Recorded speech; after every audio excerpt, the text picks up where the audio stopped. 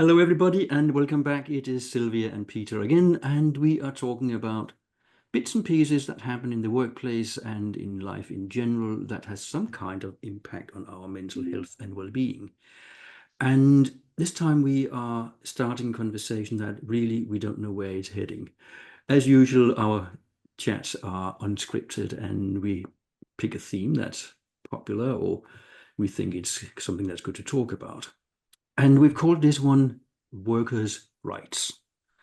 Now, this doesn't mean that it's now going to be a party political conversation.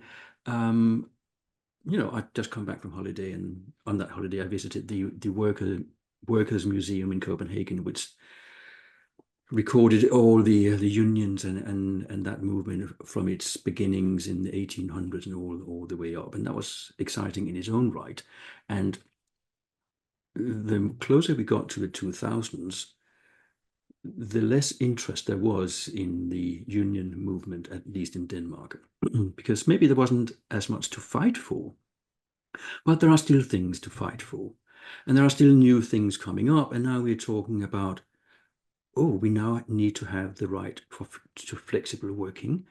And we hear rumors that the current UK government is talking about introducing the right to request, I think it is, a 4-day working week.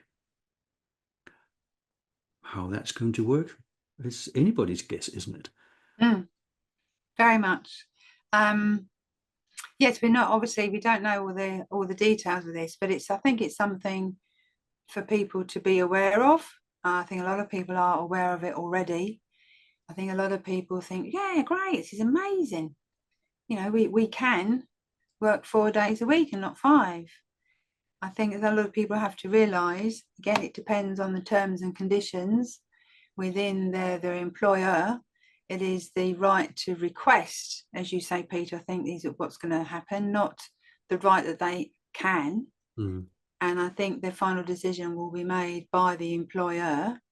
Now, whether that's the employer carte blanche or whether that will be dependent on the size of the organisation within different pockets within an organisation, and that can in itself create quite a conflict and a bit of a dilemma, which I'm sure we'll touch on a bit later. But I think the idea is that a lot of people think, oh, great, I can work 4 days a week. I think a lot of people don't realise that a lot of these times it's compressed hours.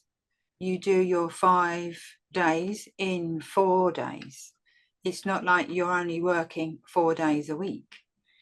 So I think that's something for a lot of people to remember and bear in mind, again, depending on your employer or what you're requesting your rights for. Now, that in itself, we talk about reducing stress and poor mental health within the workplace. However, the counter argument could be that if you're doing 5 days working 4, upping your performance and your productivity, that could potentially cause more strain, more burnout, more stress. So, yeah, it's sounds a good idea, but is it a good idea? And again, the jury will be out as to whether it's possible or not for each individual and employers too. And it's one of those where you and I can't possibly have all the answers, because Are we talking about project work? Are we talking about business as usual, just day in, day out? If you can do your work in 4 days, well, why was it 5 days to begin with? Should we be doing more? Should we have more people so we can all do fewer days? How does that work out financially for an organization? And what about those? If it's a big company, maybe a department can do 4 days a week, but others can't. What kind of mood and envy and resentment is that going to cause? Because nobody understands the reasons why somebody only work 4 days a week and others have to slave away for 5 days a week. And the whole pandemic thing has, I think, raised this question along with the flexible working, so in the office or at home, far quicker than it was coming anyway. And I think there's a lot of expectations out there and not enough understanding that there are certain jobs that cannot be done in 4 days. There are certain jobs that cannot be done from home. Mm, You cannot drive your number 16 bus down the road from home. mm. You cannot be a frontline hospital worker from home. So this is very much an office thing, isn't it? I think so, and I think that's predominantly about workplace and office-based working environments. But even there, to your point, there can be resentments and conflict and dilemmas, particularly if you're in a big organization. We have different businesses and different products within the different businesses. You may have environments like I worked in, which is very time driven, very time limited.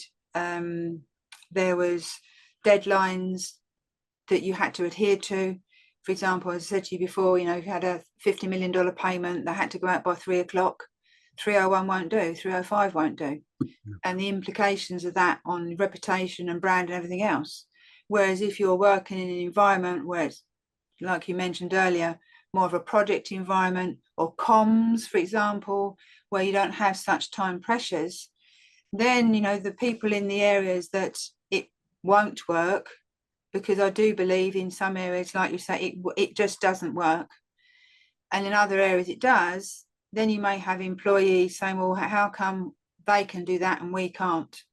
So then you have the line manager or the supervisor then having to explain why it's possible, and then that puts strain on them having to justify and validate. You may then have people then going for certain jobs and certain departments based on how they want to work. I want to work 4 days a week, so I'll go in that department that's possible, whereas I don't want to go in that department because it's not. And then do we get the right talent in the right environment? Do we then grow the talent, because that talent might think, well, I don't want to work in that environment, but actually my skill set is over there, but because of my values, I want to work over there. It creates all sorts of different dynamics and dilemmas and conflicts that then potentially would exacerbate or exaggerate the existing strains and stresses within the workplace that we have already. I think it's a great idea, but as with all these things, it's how it's implemented. It's not a panacea, I think, for everyone. I think a lot of it will depend on who you are, where you are, who you work for, what the product is and what the business is, and whether it's possible. And I just picked up on something you said about, well, how does it work in the first place? How will I be feeling about each other and work? And I think we should get away from this thinking that it has to be either or. Mm. How about a both and, or a little bit of this and a little bit of that, and next month it may change. Mm. And it also depends, of course, it depends on the work that you do, but it also depends on where you are in your life in general. Are you single, just out of university or college or something? Or are you a family person with 2 or 3 kids? And or are you towards the end of your career thinking about retirement? Our needs and wants and our values are completely different. And how are we going to then somehow magically make it all sort of fit together? Mm. And It's now a only great point. and Great. now and now only in 4 days' time. Oh, Mm. and by the way, I'm not going to come into the office because I want to work remotely. Mm. So I think we have to not draw up the battle lines here, but look at the options and opportunities and figure out what works. Mm. But it requires one enormous and continuous communication exercise. Mm. And if it's not Yeah. going great already, it will get even worse in Mm. the individual business. Picking up on that point you just made there, Peter, if you're just keeping it quite simple, if you're the manager of a team and you have certain people want to, and it's possible to do 4 days a week and compress your hours into 4, and you have some people that want to do it and other people's don't want to do it, it's how do you manage that as well? And how do you manage that so and so's not in on a Friday, so therefore X has to pick up that work that comes in that needs to be done? And how do you manage that? You might have, as you say, younger generation that like the social afterwards, going out for work afterwards, the others that want to go home. How do you manage those different dynamics? It's very interesting. And I have no idea how to do that. No. I think And what worries me is when governments get involved and say, now there's a blanket rule that you can ask for this, that, or the other, but it may not apply to a huge proportion of the businesses out Mm, there. mm, It doesn't apply to me. I'm a one-man band. Yeah, I can choose to work only 4 days, or I can choose to work 7 days. mm, So, who am I going to ask? exactly. Exactly. Um, It really just sort of depends on the construct and the different organisations, most definitely. but what is strikingly different is now we're thinking of these things as a right. Mm, Only a few years ago, it was a privilege. It was a perk to be allowed to work from home on a Friday. mm, mm, Um, Now, in some businesses, you're hard pressed to find a manager in the office mm, on a Friday, mm, because no, we don't do Fridays. We want our long weekend. So values have changed, mm, and values are changing for mm. individuals. I think that, and that's the thing. I think values are changing, but sometimes our values don't fit with the organisation where we are. So then we perhaps have to ask ourselves, bigger questions. Is that where I want to be? Is that what I want to do? Is that the environment I want to be in? So that's bigger questions, and then potentially then organisations could lose talent potentially. They could. Mm, And it is going to be this ongoing dialogue, because just because my values or my priorities may change or have changed doesn't mean that the organization I work for is actually able to accommodate that. Even with the mm, best will in the world, it may not be possible. mm. And And then people, that's yeah, and so and then there's a question to be had, isn't it, from the employee? If my request has been rejected because and give has some very, very valid reasons, what do I do then? Do I accept that, or do I potentially look elsewhere? And also the flip side of how does that leave the manager, that they could then potentially, they may want to be able to accommodate someone's right, but it's not possible within the organisation or within the business or the product that they run. So then they run the risk of losing that talent. It creates all sorts of different questions, which I'm sure our audience has already thought of, but it's just worth sometimes vocalizing that, because there's so much detail in this to actually make it work, if indeed employers want to make it work. I think, Sylvia, as usual, we have managed to throw up all sorts of questions and Yeah. any number of loose ends.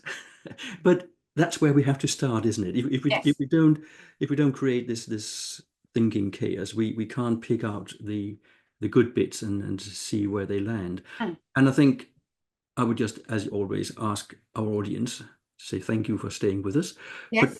give us a shout. Let us know what you think about this. This is not about politics. This is No. about practicalities. How would it work at your end? How can you see that work? And what does it require of management to make it, Yes. Yeah. and the employees? Mm. So, on that note, thank you for staying with us, and we shall see you in the next video. Take Thank you care. very much.